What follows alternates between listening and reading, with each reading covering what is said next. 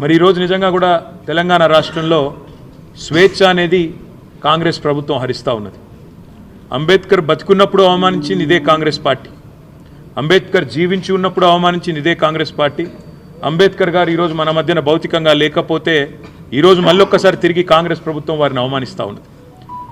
ప్రపంచంలో ఎక్కడా లేని విధంగా 125 ఫీట్ల 125 అడుగుల నిడివితో బ్రహ్మాండంగా కేసీఆర్ గారు హైదరాబాద్ నడిబొడ్డున హైదరాబాద్లో ఉన్న తెలంగాణ సచివాలయానికి వారి పేరు పెట్టడమే కాదు, తెలంగాణ సచివాలయానికి డాక్టర్ బాబాసాహెబ్ గారి పేరు పెట్టి గౌరవించడమే కాకుండా ఆయన స్ఫూర్తితో నిరంతరం అక్కడ కూర్చునే పాలకులు పరిపాలించాలని ఎల్లవేళలా ఆయన మనకు దిశానిర్దేశం చేసే విధంగా అక్కడికి కొన్ని కేవలం కూతవేటు దూరంలోనే అంబేద్కర్ గారి విగ్రహాన్ని అద్భుతంగా ఏర్పాటు చేశారు.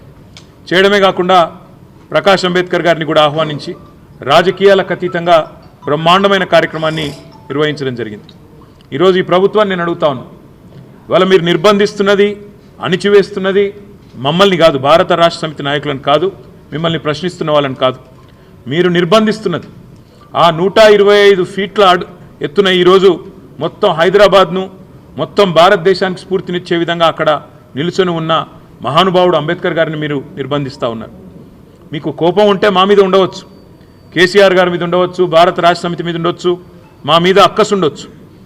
కానీ ఆ అక్కసును ఒక మహానుభావుడు ఏప్రిల్ 14 వారి జయంతి, డిసెంబర్ 6 అంబేద్కర్ గారి వర్ధంతి, మధ్యలో రాజ్యాంగ దినోత్సవం కూడా ఉన్నది. ఈ 3 సందర్భాల్లో కూడా బ్రహ్మాండంగా అక్కడ కార్యక్రమాలు చేయవచ్చు. డాక్టర్ బాబాసాహెబ్ అంబేద్కర్ దగ్గర విగ్రహం దగ్గర ఒక అద్భుతమైన మ్యూజియం కూడా ఏర్పాటు చేసినాం. దాన్ని ఈరోజు వరకు మీరు పట్టించుకోరు. కనీసం తాళాలు కూడా తెరవకుండా గేట్లకు తాళాలు వేసి పెట్టి అపరిశుభ్రంగా ఈరోజు ఆ మహనీయుణ్ణి అవమానించే విధంగా వారిని కూడా నిర్బంధించి పెట్టింది కాంగ్రెస్ పార్టీ అని చెప్పడంలో ఎలాంటి రెండో ఆలోచన కానీ రెండో అభిప్రాయం కానీ మాకు లేనేలేదు. ఇవాళ మహానుభావుడి దగ్గరికి మేము పోతాము అంటే, ప్రజాస్వామికంగా నిరసన చెప్తాము అంటే, మా నాయకుల వ్యక్తిగత స్వేచ్ఛను, మా ప్రజాస్వామిక హక్కును కాలరాస్తున్న ప్రభుత్వానికి నిరసనగా మేము అక్కడికి పోతామంటే 300-400 మంది పోలీసులను పెట్టినారు కదా ముఖ్యమంత్రి గారు. నేను అడుగుతా ఉన్నా, ఆ 300-400 మంది పోలీసులకు మీరు పెట్టిన ఖర్చుతో ఆ ప్రాంగణం మొత్తం పరిశుభ్రం చేయరాదా? అక్కడ బ్రహ్మాండంగా ఈరోజు ఆ మహానుభావుడికి నివాళి అర్పించే కనీస సంస్కారం లేదా నీకు నీ ప్రభుత్వానికి కనీసం ఆ ఇంగితం కూడా లేదా? అందుకే ఈ రాష్ట్ర ప్రభుత్వాన్ని, రేవంత్ రెడ్డిని నేను అనేది ఒకటే, మీరు నిర్బంధిస్తున్నది, స్వేచ్ఛను హరిస్తున్నది మాది కాదు. డాక్టర్ బాబాసాహెబ్ అంబేద్కర్ భారతరత్న ఆయన సామాన్యుడు కాదు, ఒక అసామాన్యుడు.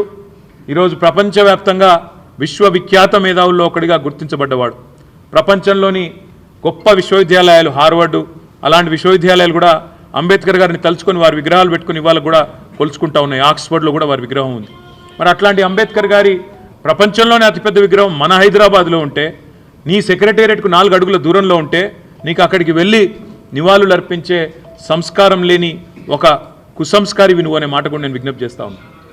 అంతేకాదు ఈరోజు భారత రాష్ట్ర సమితి తరపున డాక్టర్ బాబాసాహెబ్ వర్ధంతి రోజు సూటిగా ముఖ్యమంత్రి గారిని కొన్ని ప్రశ్నలు నేను అడగదలుచుకున్నాను.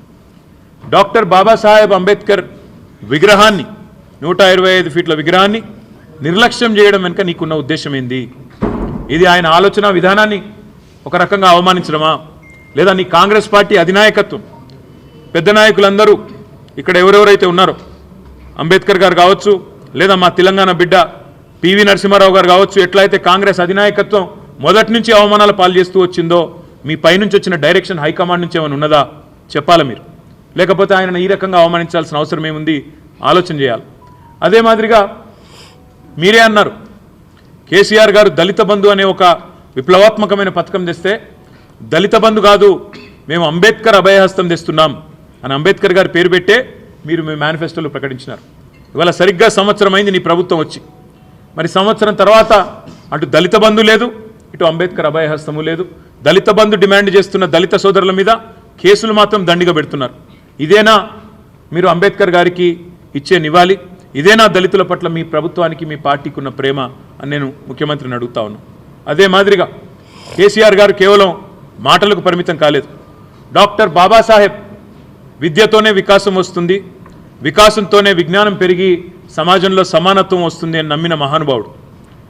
అందుకే వారి పేరు మీదే doctor Babasaheb Ambedkar overseas scholarship పేరిట వేలాది మంది విద్యార్థులను 7,000 మంది పైచిలుకు విద్యార్థులను తెలంగాణ బిడ్డలను దళిత బహుజన వర్గాలకు సంబంధించిన బిడ్డలను విదేశాలకు పంపింది తెలంగాణ ప్రభుత్వం కేసీఆర్ గారి నాయకత్వంలో.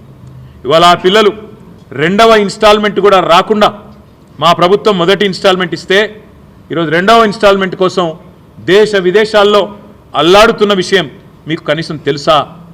నేను అడుగుతా ఉన్నా.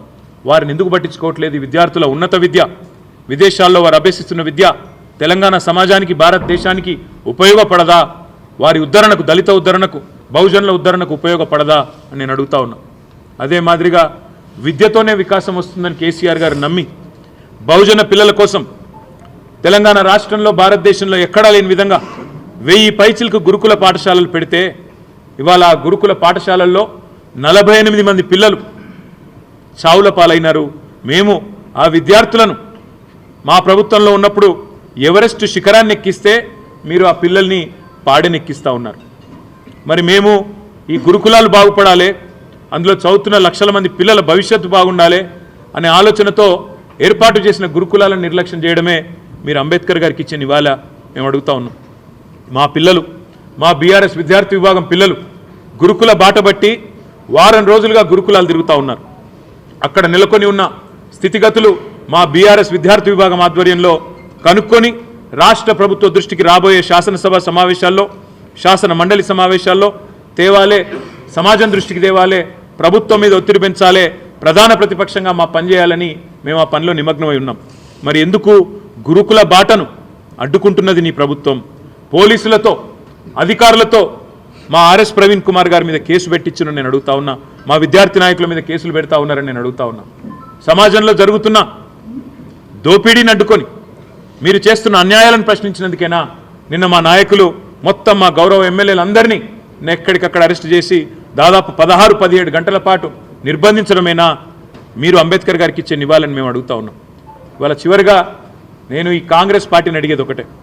ఇప్పుడే పెద్దలు మధుసూదనాచారి గారు చెప్పినట్టు రాజ్యాంగ రక్షకుడిగా పోజులు కొట్టే రాహుల్ గాంధీ నీకు ఉత్తరప్రదేశ్లోకి రానియకపోతేనేమో ఉక్రోషం వస్తున్నది. నేను ఉత్తరప్రదేశ్లో నిన్ను పర్యటించనీయకపోతే నేను ప్రతిపక్ష నాయకుడిని నన్నెందుకు తిరగనీయరు అంటున్నావు. మరి మేము ప్రజలు ఎన్నుకున్న నాయకులం కాదా? మేము ప్రజాప్రతినిధులం కాదా? మా మధుసూదనాచారి గారు శాసన మండలిలో ప్రతిపక్ష నాయకుడు కాదా? నీకే హోదా అయితే పార్లమెంట్లో ఉన్నదో మా మధుసూదనాచారి గారికి తెలంగాణలో అదే హోదా లేదా? మరి ఎందుకు ఇక్కడ గొంతు నొక్కుతున్నది నీ కాంగ్రెస్ ప్రభుత్వం?